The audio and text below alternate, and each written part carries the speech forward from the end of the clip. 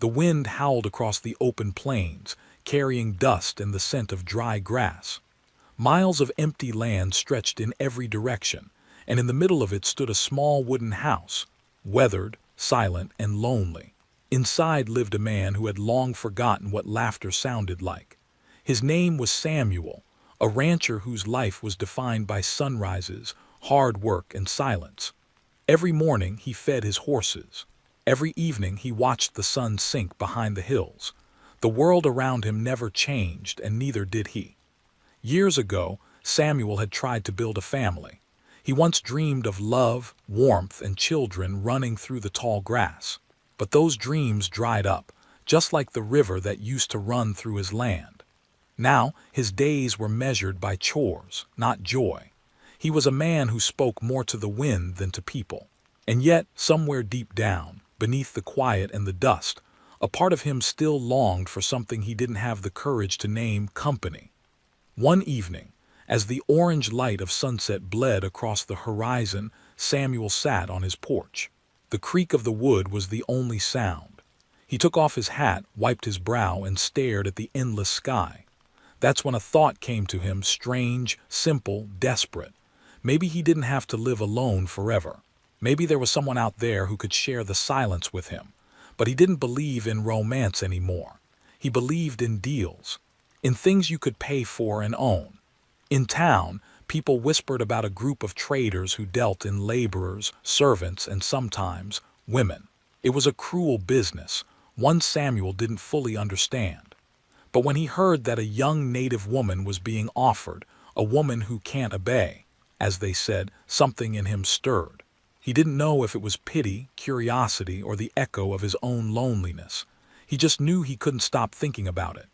The next morning, as dawn broke over the ranch, Samuel saddled his horse. The sky was pale and cold.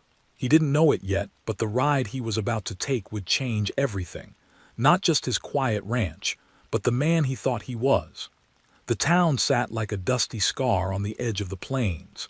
A few crooked buildings, a saloon with faded paint, and a market square where deals were made with hard eyes and harder hearts. Samuel rode in slowly, his horse's hooves kicking up little clouds of dust. People turned to look, but no one spoke. He wasn't the kind of man who invited conversation. He carried a presence that said he'd lived too long with silence to waste words on strangers. He tied his horse outside the trading post. Inside, the air smelled of smoke, sweat, and stale whiskey. A group of men stood near the counter, speaking in low voices. They paused when Samuel entered.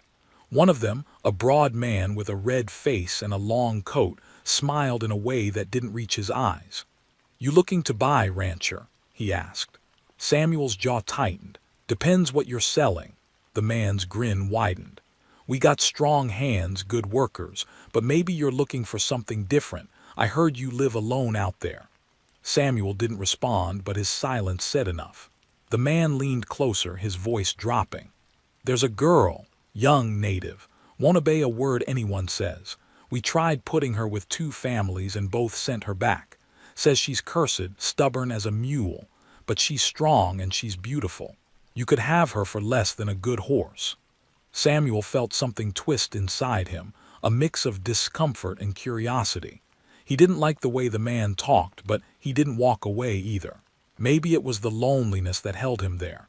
Maybe it was the quiet hunger for something human in his house again. He nodded slowly. "Let me see her." The man smirked and waved toward the back. A door creaked open and 2 men led her out. She walked barefoot, her ankles bruised from the rope that had once been tied around them. Her hair hung long and dark, partly covering her face. But her eyes, sharp, unbroken, cut through the room. She didn't look down, she didn't flinch. "This one's trouble," one of the men said. "Thinks she's above her place." Samuel stared at her for a long moment. She looked proud, even in chains. The air between them was heavy, strange. He couldn't read her, but he could feel something, not fear, not weakness. Fire. "What's her name?" he asked. "Doesn't talk much," the trader replied with a shrug. "But I heard someone call her Ayasha. Means something like little one or blessed. I don't know. You can call her whatever you want once she's yours." Samuel's chest tightened at that word, yours. He didn't like it, but he also didn't correct the man.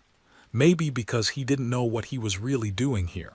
He handed over the payment quietly, a small bag of coins, the sound of metal echoing in the still air. The men grinned, shaking hands with satisfaction. Ayesha didn't move when they untied her. She stood there staring at Samuel. Her eyes said she knew exactly what had just happened, but they also said she didn't accept it. He turned toward the door, motioning for her to follow. She didn't. For a moment, neither of them moved. Then slowly she walked past him, not behind but beside. It was subtle, but it said everything. Outside, the sun was bright and cruel. Samuel helped her onto the horse, but she brushed his hand away. He didn't insist. They rode out of town in silence, the only sound the creak of the saddle and the steady rhythm of hooves on dry ground. After a few miles, Samuel spoke. "You'll be safe at my ranch," he said quietly. Ayesha didn't answer. She looked ahead, her face calm, unreadable. The wind tugged at her hair, and for a moment Samuel wondered what she was thinking, or if she was praying for a chance to run. He realized he didn't even know if she understood his words. By the time they reached the ranch, the sun had dipped low. The land glowed orange, and the small house cast a long shadow. Samuel stopped the horse near the fence and helped her down. She looked around the open fields, the barn, the horses grazing in the distance. Her eyes softened for a second, then hardened again. "This is home," he said, unsure why he called it that. "You can rest inside. There's food." Still no response. She walked past him and stepped into the house. The floor creaked under her bare feet. She moved slowly, studying everything, the wooden table, the old stove, the simple bed in the corner. It wasn't much, but it was clean, quiet, and hers for now. Samuel watched from the doorway. "You can stay here," he said. "No one will hurt you." Her eyes flicked toward him, sharp and skeptical. She didn't believe him. Maybe she never would. She walked to the window and stared out at the land, at the open space she didn't yet know how to feel about. That night, the house felt different. The silence wasn't empty anymore, it was alive, filled with something Samuel couldn't name. He sat by the fire, glancing at her shadow moving across the room. She didn't sit. She didn't eat. She just stood by the window, watching the night sky. When the fire crackled, she turned to him. Her voice, quiet but firm, broke the silence. "I don't belong to you." Samuel froze. He didn't expect her to speak. He didn't expect her to sound so calm. He met her gaze, unsure what to say. After a moment, he nodded slightly. "I don't want you to," he said softly. "But I don't want you to be hurt again, either." Ayesha looked at him for a long moment before turning back to the window. The stars shimmered outside, scattered like dust over the dark land. Samuel leaned back in his chair, staring at the ceiling. He'd bought her, yes, but as the night stretched on, he began to understand that nothing about her could be owned. In that small house, under the endless sky, two strangers sat in silence. One was a man who thought he could buy peace. The other was a woman who had already lost everything but her spirit. And though neither of them knew it yet, this uneasy quiet was the beginning of something neither had ever dared to imagine, something fragile, dangerous, and real. The morning light crept slowly through the cracks in the old wooden walls. Samuel woke up before the sun, just as he always did, expecting to hear only the quiet hum of the wind outside. But this time there was another sound, faint, rhythmic. When he opened the door to the small yard, he saw Ayesha already awake, standing near the barn. She was trying to free a horse tangled in its rope. Her movements were quick but gentle, steady and sure. For a moment, Samuel just watched. The horse snorted and stamped, but she didn't flinch.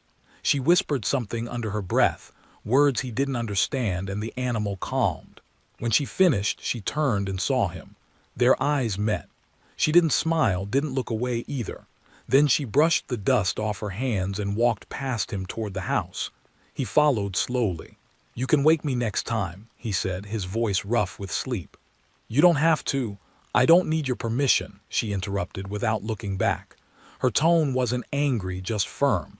Samuel stopped where he stood. He wasn't used to being spoken to like that, not here, not on his land. but there was something in her voice, strength, not disrespect. He let out a quiet breath and said nothing more. The days that followed were strange. She didn't wait for orders. She cleaned what needed cleaning, cooked when she felt like it, and sometimes disappeared for hours, walking beyond the fences into the open plains. Samuel tried to tell himself he didn't care, but every time she wandered too far, a heavy worry pressed in his chest until he saw her return. One afternoon, he found her kneeling near the stream that cut through the back of the ranch. She was washing a small bundle of herbs, humming softly. The sound was low, almost like the wind moving through tall grass. He stood a few feet away, not wanting to interrupt. "What's that you're doing?" he finally asked. She looked up, her eyes meeting his. "Medicine," she said simply. "For the horse," Samuel frowned. "You don't need to do that, I already gave him salve." Ayesha rinsed the herbs again, her hands steady in the water. "Your salve stops pain," she said. "This helps him heal." He didn't know what to say. He wanted to argue, to remind her it was his asterisk horse, his asterisk land. But something about her calm confidence made him stop. He walked closer, kneeling beside her. "Where'd you learn that?" "My mother," she said. Then she paused. "Before they took us." Her voice broke a little at the end, so quiet he almost missed it. Samuel felt the weight of her words but didn't know how to carry it. "I'm sorry," he murmured, though he knew his apology couldn't reach that far back in time. Ayesha didn't answer. She finished washing the herbs and stood, her expression unreadable. The two of them walked back to the barn in silence, their footsteps soft on the dirt path. Later that evening, Samuel found her outside again, sitting by the fence and staring at the sky. The stars had begun to show, small, flickering lights scattered across a sea of darkness. He approached quietly, holding 2 tin cups of coffee. "Here," he said, handing her one. She took it slowly, her fingers brushing his for a second before pulling away. They sat side by side, neither speaking. The night was cold and still. After a while she said, "You think you bought me." Her voice was calm, steady. "But I don't belong to you." Samuel looked at her, the firelight from the lantern casting soft shadows across her face. "I don't want to own you," he said after a moment. "I just didn't want to be alone anymore." Ayesha's eyes softened, but only for a second. "Loneliness is not something you fix by owning someone else," she said. "It's something you face inside." He nodded slowly, staring into the dark field. "Maybe you're right." The next day, things changed. Not in a big way, but in small, quiet moments. He stopped telling her what to do. She started doing things without asking. She took care of the animals, fixed the fences, even mended his torn coat. Sometimes she hummed while she worked, and he found himself listening just to hear the sound. But there were still sparks between them, moments when old habits and pride collided. One afternoon, Samuel caught her letting the chickens roam free outside the pen. "They'll wander off," he said sharply. "You need to keep them in." Ayesha turned to him, hands on her hips. "They'll come back," she said. "They always do." "That's not how it works," he snapped. She smiled faintly, a small challenge in her eyes. "Maybe not for you." He wanted to argue, to prove her wrong, but the next morning all the chickens were back, every single one. When he saw them pecking near the barn, he couldn't help but laugh quietly. She didn't say, "I told you so," but her smile said it for her. As the weeks passed, something unspoken grew between them. The house no longer felt empty. The mornings were filled with the smell of coffee, the sound of her voice humming softly while she worked. The ranch seemed alive again, the animals calmer, the land less harsh. Samuel began to notice things he hadn't before, how she talked to the horses like old friends, how she always left a bit of bread by the window for the spirits, as she said. He didn't understand her ways, but he didn't need to. Her presence itself was a quiet kind of lesson about patience, about respect, about seeing the world differently. One night, a storm rolled in from the hills. Rain hammered the roof, and the wind screamed through the cracks in the walls. Samuel rushed to secure the barn doors, but the wind was too strong. Suddenly, he felt a hand grab his arm, Ayesha's.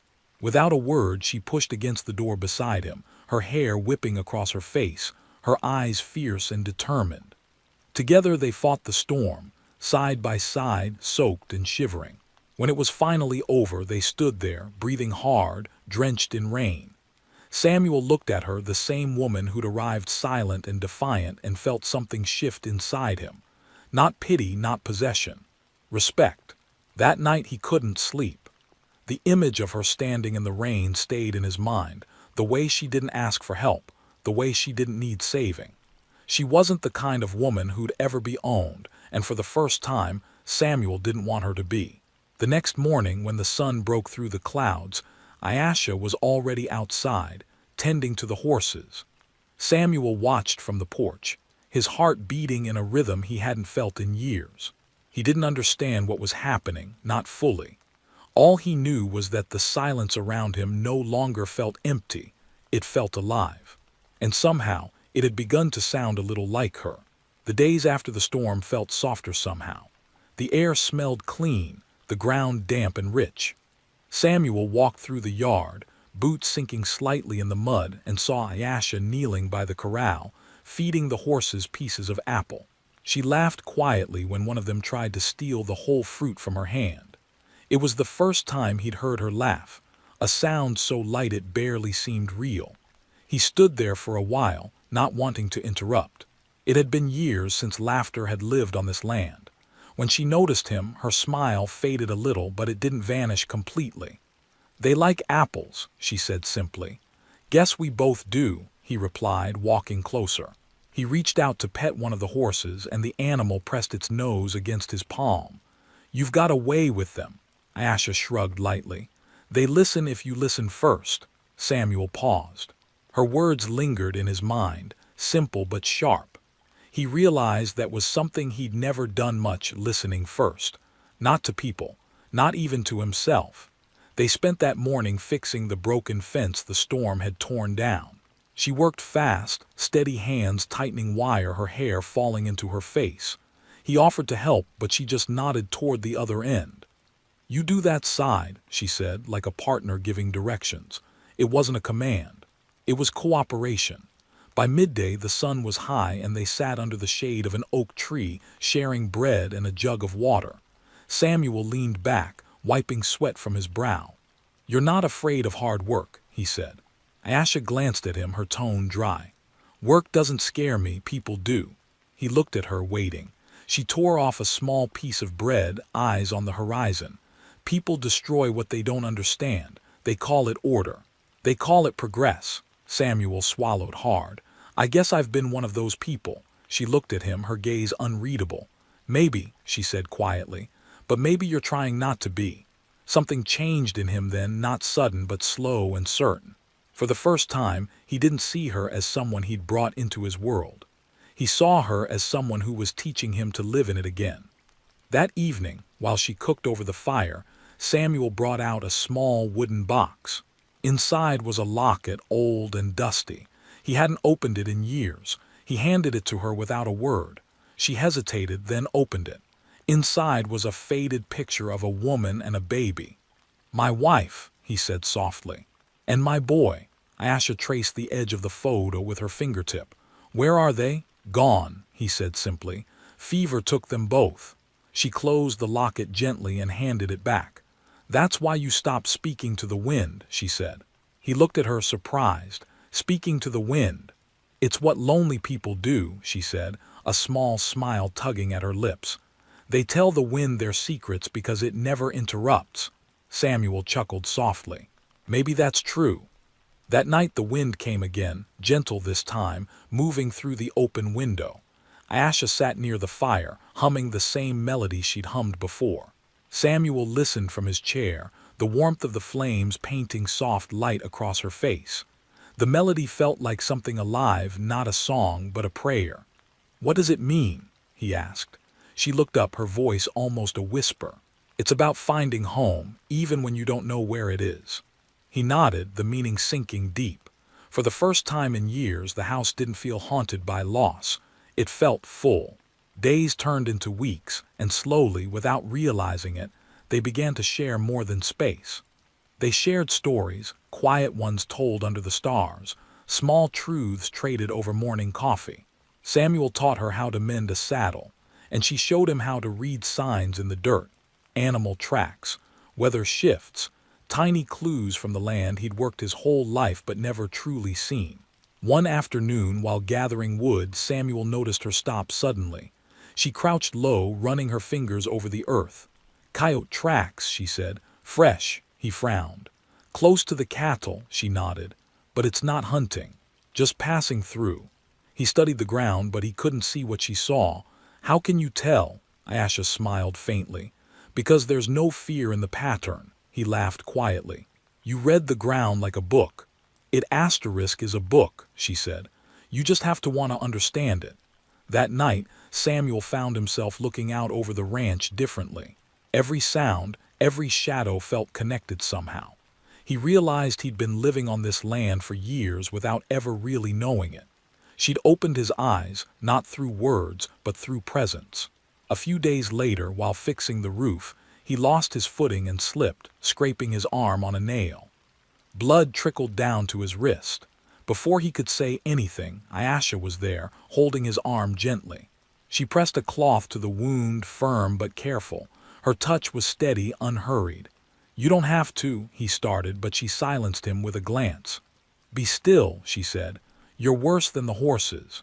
He laughed softly but obeyed.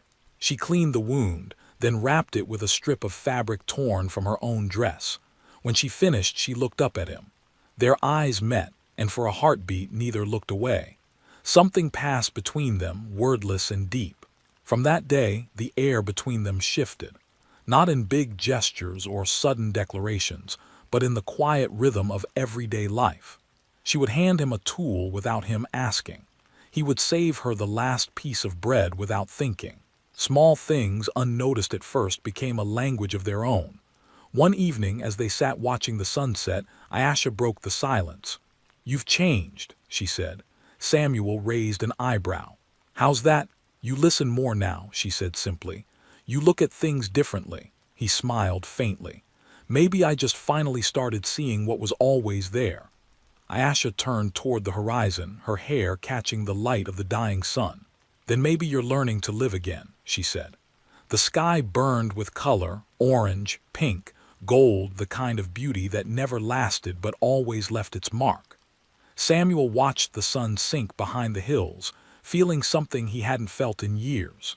Peace, not the kind that came from silence but from understanding. He looked at Ayesha, her face calm, her hands resting in her lap, and for the first time he didn't see the woman he'd bought. He saw the person who had walked into his lonely world and made it breathe again. And though neither of them said it aloud, something unspoken had begun to take root between them, slow, patient, and real, like the land itself learning to grow after a long, hard drought. The summer came early that year. The grass grew tall and golden, and the days stretched long under the heavy sun. Samuel worked from dawn till dusk, and Ayesha was always near, feeding the animals, carrying water, mending what needed mending. They barely spoke at times, but the silence between them had changed. It wasn't empty anymore. It was filled with quiet understanding. One morning, Samuel was repairing the gate when he saw her leading a horse down to the river. She walked barefoot through the grass, humming softly, her dress brushing the tops of the wildflowers. The sight stopped him for a moment. There was something peaceful about it, something that made him forget the ache in his back and the heat on his neck. She had brought life back to the ranch without even meaning to. When she returned, he handed her a canteen. "You've been out there a while," he said. She took it, drank, and wiped her lips with the back of her hand. "The horses needed water, so did I," he smiled a little. "You work harder than I do." Ayesha shrugged. "Work keeps me from remembering." Samuel's voice softened. "Remembering what?" She hesitated. "Before," she said finally.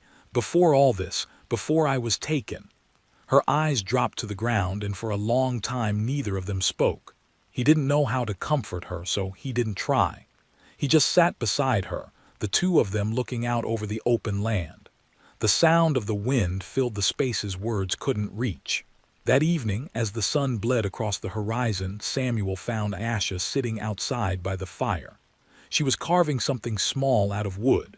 When he got closer, He saw it was a tiny bird, simple, rough, but alive in its shape. "It's for you," she said quietly, holding it out to him, "so you don't forget to listen to the wind." He took it carefully, running his thumb over the smooth edges. "You think I'll forget?" She smiled faintly. "People always do." He looked at her, the firelight flickering between them. "I don't think I could forget anything about you," he said, the words slipping out before he could stop them. Ayesha didn't look away. "Don't say things you don't mean," she whispered. "I mean it," he said, his voice low. "I've been alone a long time, Ayesha, too long." The night seemed to still around them. The crackle of the fire was the only sound. She didn't move, didn't speak. Her eyes searched his face like she was trying to see past his words, past his history, his loneliness, his guilt. Finally, she said, "You didn't buy me to love me." Samuel looked down, shame washing over him. "No," he said quietly, "but I didn't know I could." Ayesha turned back to the fire, her face calm, though her hands trembled slightly in her lap. The moment hung between them, heavy but not painful, like something long buried had finally been spoken aloud. The next few days were filled with a new kind of tension. It wasn't anger or distance, it was awareness. Every glance, every brush of their hands carried a spark. They didn't talk about what had been said, but it lived in the air between them. One afternoon, while working in the barn, Samuel heard shouting outside. He ran to the yard and saw two men on horseback, traders from town. The same kind of men who had sold Ayesha months ago. One of them smirked when he saw her. "Well, look what we got here," the man said. "Didn't think she'd last long out here." Samuel's stomach turned. "You've got no business here." The man dismounted slowly. "We heard you got yourself a wild one. Thought maybe you'd want to sell her back. Heard the army's been looking for some of her kind." Ayesha stood still, her face pale but steady. Samuel stepped in front of her, his voice sharp. "You'd best ride out now." The man laughed. "Careful, rancher, you forget who you bought her from." Samuel's hand went to the gun on his hip. "I didn't buy her," he said quietly. "Not anymore."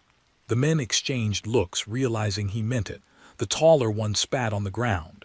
"You'll regret that," he said, climbing back onto his horse. "The world don't forgive men who side with savages." They rode off, leaving a trail of dust and silence behind. Samuel turned to Ayesha, his heart still pounding.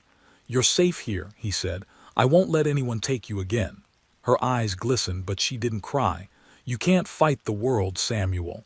"Then I'll fight what part of it I can." That night she didn't sleep in her room. When the thunder rolled in from the mountains, she sat near the fire again, staring into the flames. Samuel joined her, wrapping a blanket around her shoulders. She didn't pull away this time. "You don't have to protect me," she said softly. He looked at her. "Maybe not, but I want to." The storm rumbled outside, lightning flashing against the windows. Ayesha turned toward him, her eyes catching the firelight. "Why?" she asked. He hesitated, his voice almost a whisper. "Because you've given me something I thought I'd lost, a reason to wake up, a reason to try again." For a long moment she didn't move. Then slowly she reached out and took his hand. Her fingers were warm, steady. It was the smallest gesture, but it carried all the meaning in the world. The storm passed, but they didn't move from that spot. They sat side by side, hands still joined, watching the fire fade to embers. In the days that followed, everything on the ranch seemed to change. Samuel built her a small garden behind the house where she planted herbs and flowers. She taught him which ones could heal and which ones could harm. He showed her how to ride without fear, how to hold the reins lightly so the horse could breathe. They learned from each other, patient, curious, equal. One afternoon, while the sky glowed gold and the fields shimmered in the wind, Samuel turned to her and said, "You could leave if you wanted. You don't owe me anything." Ayesha looked at him, her face calm. "And where would I go?" "Anywhere," he said. "Anywhere you want." She smiled softly, shaking her head. "I'm already where I want to be." He didn't reply. He didn't need to. The warmth in her eyes said more than words could. That evening, as the sun dipped low and the horizon turned red, they stood together by the fence line. The land stretched wide before them, quiet and endless. For the first time in his life, Samuel didn't feel small against it. He felt part of it, part of something living, breathing, whole. And beside him stood the woman who had taught him that love wasn't something you claimed. It was something you honored, something that grew wild and free, like the wind that had once carried only his loneliness, and now carried her laughter too. The seasons turned again. The heat of summer gave way to the cool breath of autumn, and the wide sky above the ranch burned gold each evening before fading into soft twilight. The days had grown quieter, but not lonely. The ranch, once filled with silence that hurt to hear, now pulsed with the small sounds of life. The creak of the barn door, the soft whicker of horses, the gentle hum of Ayesha's voice drifting through the wind.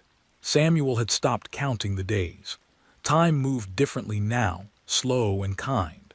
Every morning he woke to the smell of coffee and the sound of her footsteps outside. She always started the day by walking to the ridge that overlooked the valley, where the grass shimmered under the early light. Sometimes he joined her, sometimes he just watched from the porch. The sight of her standing there, hair lifted by the breeze, always filled him with the same quiet awe. She looked like she belonged to the land itself, untamed, steady, free. One morning, as the mist still clung to the hills, Ayesha turned toward him and said, "The first snow will come soon." Samuel looked up at the sky. It was pale and calm, no sign of winter yet. "You can tell that already," she smiled faintly. "The birds tell me they fly lower now, they're preparing." He nodded, smiling back. "Then we should prepare too." Together they began to ready the ranch for the coming cold, stacking firewood, patching the roof, filling the storage bins with grain. The work was long, but they didn't mind. Each chore felt like something they shared, not just a task but a rhythm they'd found together. When they rested, they'd sit near the fire, and sometimes Ayesha would tell stories from her childhood, tales of spirits in the trees, of stars that guided lost souls home. Samuel would listen, his rough hands wrapped around a mug, his eyes fixed on her face as if the stories themselves were the warmth keeping him alive. One night, as the wind howled outside, Ayesha said quietly, "You've changed, Samuel." He chuckled. "That's what you keep saying." "This time I mean it differently," she said. "You've stopped fighting the land, you've started listening to it. It listens back now." He looked into the fire, the flames reflecting in his eyes. "Maybe you taught me how," she shook her head. "No, the land did, I just reminded you to hear it." The next morning brought the first frost. The ground sparkled white and the air smelled sharp and clean. Samuel woke to find Ayesha already outside, wrapping a blanket around one of the newborn calves. He joined her, and together they led the animals into the barn, their breath forming clouds in the cold air. When they finished, she turned to him, cheeks pink from the chill. "You still think you can live out here alone?" she teased. He smiled, rubbing his hands together. "I don't think I ever did." Winter came harder than either of them expected. Snow fell thick and heavy, covering the fields in silence. For weeks, they were cut off from town. The roads disappeared under white drifts, and the cold seeped through every crack in the walls. But inside the little house, there was warmth from the fire, from the light, from the quiet presence of each other. On the longest night of the year, Ayesha sat by the window, watching the snow fall. The world outside was endless white, but she didn't seem afraid of it. She turned to Samuel and asked, "Do you ever wonder why the snow falls so softly?" He tilted his head. "Why? Because it listens when it lands," she said with a small smile. "It doesn't fight the earth, it just becomes part of it." He stared at her for a long moment, then looked out at the falling snow. The world seemed to hold its breath. "You always have a way of making everything sound alive," he murmured. "It is alive," she replied. "Even silence." The days blended into one another, snow, chores, quiet laughter. They found joy in small things. A loaf of bread that rose perfectly, the glow of the fire after sunset, the way the horses kicked up powdery snow in the morning light. Each moment felt heavier somehow, more precious, as though the land itself was holding them close. Then, one morning, Samuel woke to find Ayesha gone. Her blanket lay folded neatly by the bed. Panic gripped him. He rushed outside, calling her name, his boots sinking deep into the snow. He found her standing by the ridge again, wrapped in a shawl, her breath rising like smoke in the freezing air. "What are you doing out here?" he called.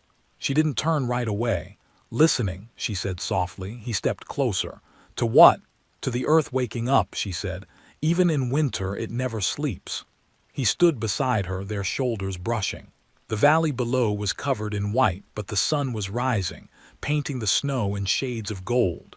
It was breathtaking and quiet in a way that wasn't empty but full. "I used to think the land was cruel," Samuel said after a while. "Unforgiving, but now it feels kind." Ayesha looked at him.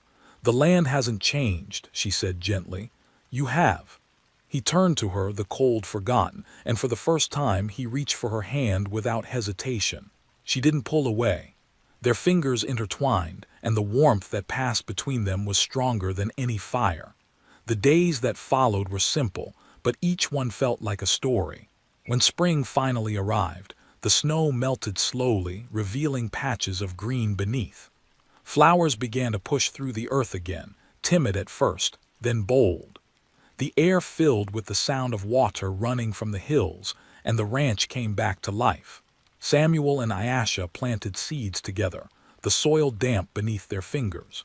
She showed him how to bless the ground before sowing, not with words, but with silence and gratitude. He followed her lead, his hand steady beside hers. As they worked, he said quietly, "You once told me you didn't belong to anyone." She looked up, smiling softly. "I still don't." "I know," he said, "but I think we belong with each other." Ayesha paused, then nodded slowly. "That's different," she said, "and that's enough." When evening came, they stood outside the house, watching the sun set over the reborn fields. The wind moved gently through the grass, carrying the scent of rain and earth. Samuel placed the small wooden bird she had carved months ago on the fence post. "It's time it watched over the land," he said. Ayesha smiled, her eyes reflecting the fading light. "It already has." The last rays of the sun touched their faces, and the world around them glowed with quiet peace. The ranch was no longer a place of loneliness, no longer just acres of dust and silence. It had become something else, something living, sacred, shared. And in that soft golden light, with the sound of the wind whispering through the fields, Samuel realized that love didn't have to be loud or sudden. Sometimes it was just two people standing side by side, listening to the same silence and hearing life in it.